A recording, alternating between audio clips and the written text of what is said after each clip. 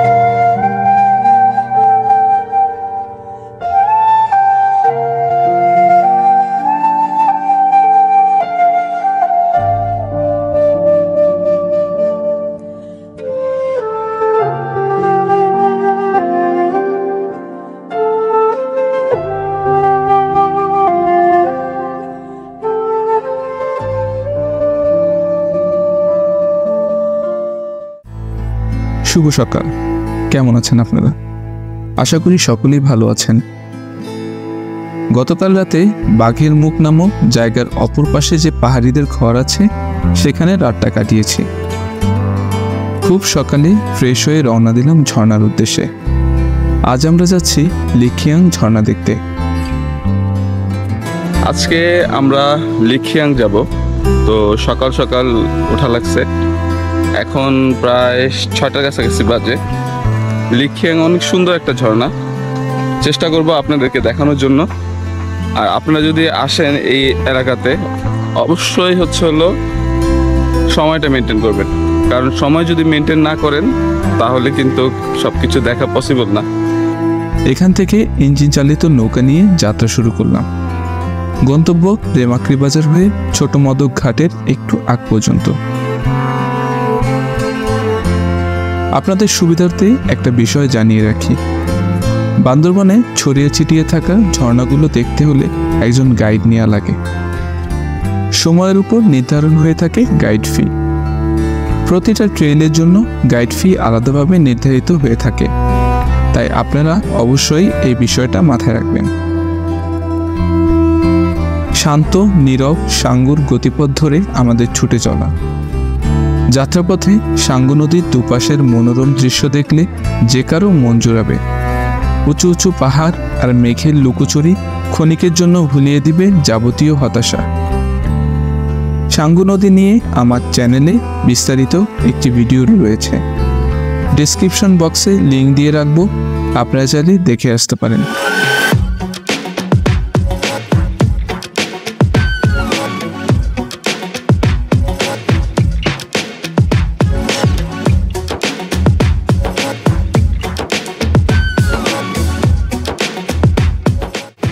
অনেকটা পথ পাড়ি দেওয়ার পর চলে আসলাম আমাদের মূল ট্রেকিং পয়েন্টে।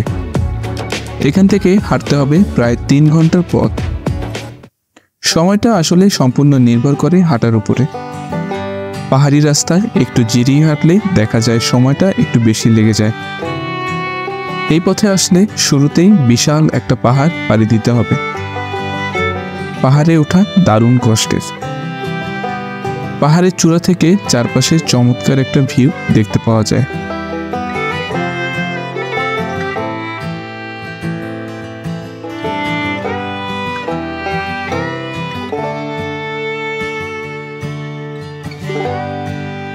এই ঝর্ণায় যাওয়ার পথটা কিছুটা দুর্গম। মনোবল ও ট্রেকিং অভিজ্ঞতা থাকলে এই ঝর্ণাটি সহজেই দেখে আসা যায়। তবে যারা অ্যাডভেঞ্চার পছন্দ করেন তাদের জন্য বর্ষা মৌসুমে এই ঝর্ণাটি রোমাঞ্চকর অনুভূতির আরেক নাম। কি অবস্থা? কেমন ট্রেকিং কেমন লাগতেছে? হ্যাঁ ভাই, একটু কষ্ট কিন্তু ফাইন। ফাইন। হ্যাঁ, এই যে নোমান ভাই আছে। সকাল সকাল ভাই একটু ক্রিটিক্যাল লাগতেছে। হ্যাঁ, এত পরিমাণ পাহাড়ে উঠতে হয়েছে, এখন ঘেমে অস্থির হয়ে গেছি। এখন আমার নামতে হচ্ছে, জিরিপথে যাব এখন। পাহাড়ি পথ আসলে অনেকটা কষ্টের। অনেকে হয়তো ভিডিও দেখে বুঝতে পারে না যে কতটা কষ্ট করে এগুলা দেখতে আসি।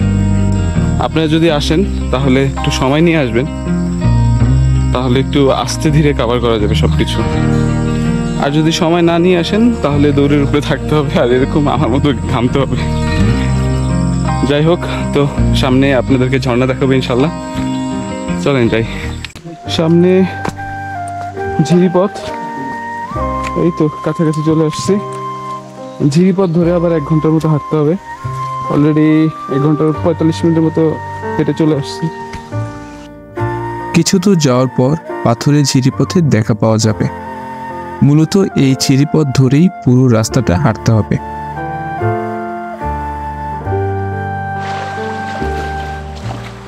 ঝিরিপথে হাঁটার মতো শান্তি আর কোনো কিছু নাই। যারা এইসব রুটে আসছেন তারা হয়তো জানেন যে কতটা শান্তি লাগে ঝিরিপথে হাঁটতে। আমার তো বরাবরই ভালো লাগে, সবারই যারা পাহাড় প্রেমী তাদের সকলেরই ভালো লাগে আমার মনে হয়। তো আপনারা আসলে এটা এনজয় করবেন অবশ্যই। যাত্রাপথে পাহাড়ের গায়ে গড়ে ওঠা পাহাড়িদের ঘর চোখে পড়বে। ক্লান্তি দূর করতে পাহাড়িদের থেকে মারফা, কলা ইত্যাদি কিনে খেতে পারেন। এছাড়াও খানিকটা জিরিয়ে নিয়ে আবার যাত্রাপথ শুরু করতে পারেন।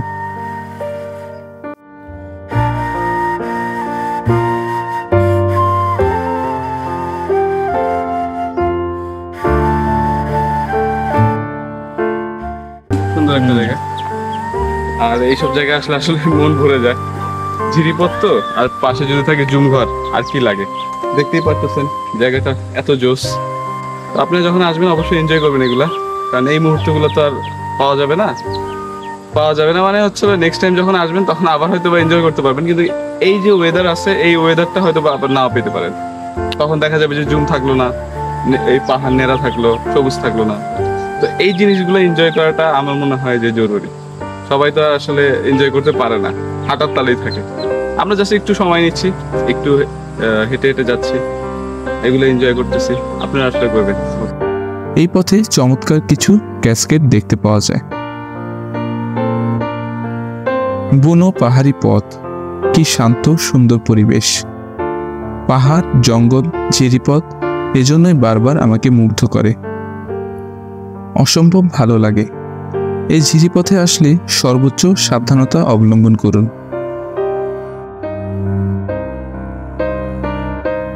দেখতে দেখতে আমরা লিখিয়াং ঝর্ণার খুব কাছাকাছি চলে এসেছি। চলেন আপনাদের ঝর্ণার সৌন্দর্য দেখাই।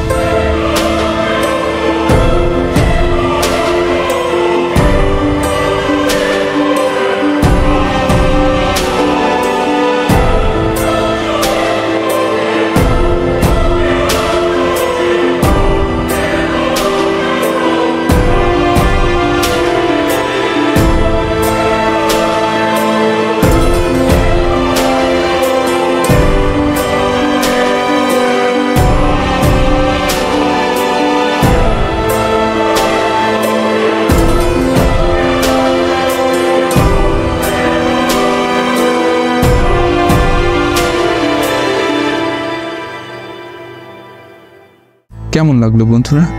দারুণ একটি ঝর্ণা। বান্দরবানের সবচেয়ে অপরিচিত ট্রেইল এবং অদেখা সৌন্দর্যের মধ্যে লিখিয়াং ঝর্ণাটি অন্যতম। রেমাক্রির নিকটবর্তী হওয়ার পরও তুলনামূলক অপরিচিত এবং বন সৌন্দর্যে ভরপুর এই ট্রেলটি। ঝুঁকিপূর্ণ এই ট্রেলটিতে খুব কম মানুষই এখানে এসে থাকেন। এই ঝর্ণাটি মূলত সিজনাল ঝর্ণা নামেই বেশি পরিচিত। বর্ষা মৌসুম ছাড়া এই ঝর্ণাতে তেমন একটা পানি পাওয়া যায় না। এই ঝর্ণাটি বাংলাদেশের সবচেয়ে উঁচু ঝর্ণার তালিকায় ৪র্থ স্থানে রয়েছে। লিখিয়াং ঝর্ণার উচ্চতা প্রায় ৩০০ ফুটের কাছাকাছি।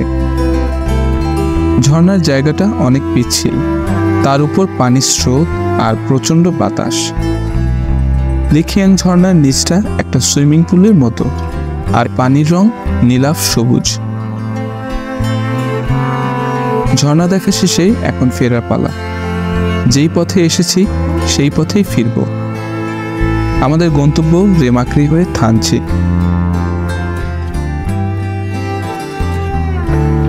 এই যে পাহাড়ি ঝিরিপথ দেখতে পাচ্ছেন, এটাতে হাঁটতে দারুণ লাগে আমার কাছে। কোনো ক্লান্তি নাই, মানে অসম্ভব একটা সুন্দর জায়গা। আপনারা যদি লিখিয়াং ঝর্ণায় আসেন তাহলে অবশ্যই এগুলো এনজয় করবেন, চেষ্টা করবেন যতটা সম্ভব এনজয় করার জন্য। আশা করি ভালো লাগবে এই ঝর্ণাটা।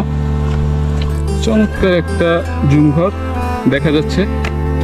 যাওয়ার পথে এটা পাইছিলাম, আশা করতে পাইলাম, বাট এখন আকাশটা সুন্দর লাগতেছে, ভাবলাম ভিডিও করে রাখি। মায়াময় এই পথ। পাহাড়ের কোল বেয়ে এঁকে বেঁকে চলেছে সাঙ্গু নদী, পাগল করা অদ্ভুত সুন্দর পাহাড়ি নদী। এই পথে আসলে সাঙ্গু নদীর অপরূপ সৌন্দর্যে মুগ্ধ হতে বাধ্য করবে। বন্ধুরা, আপনারাও আসবেন এই বুনো পথে, আর আমার মতো ঝর্ণার সৌন্দর্য উপভোগ করবেন। আজ তাহলে এ পর্যন্তই। ভিডিওটি যদি ভালো লেগে থাকে তাহলে লাইক, কমেন্ট ও শেয়ার করতে পারেন। আর আমাকে সাপোর্ট করতে চ্যানেলটি সাবস্ক্রাইব করে পাশের বেল আইকনটি অন করে রাখতে পারেন। ইনশাল্লাহ দেখা হবে পরবর্তী কোনো পান্থলিপিতে। সে পর্যন্ত ভালো থাকবেন, সুস্থ থাকবেন। আল্লাহ হাফেজ। I ain't gonna give up. Got too little time, I'ma live up.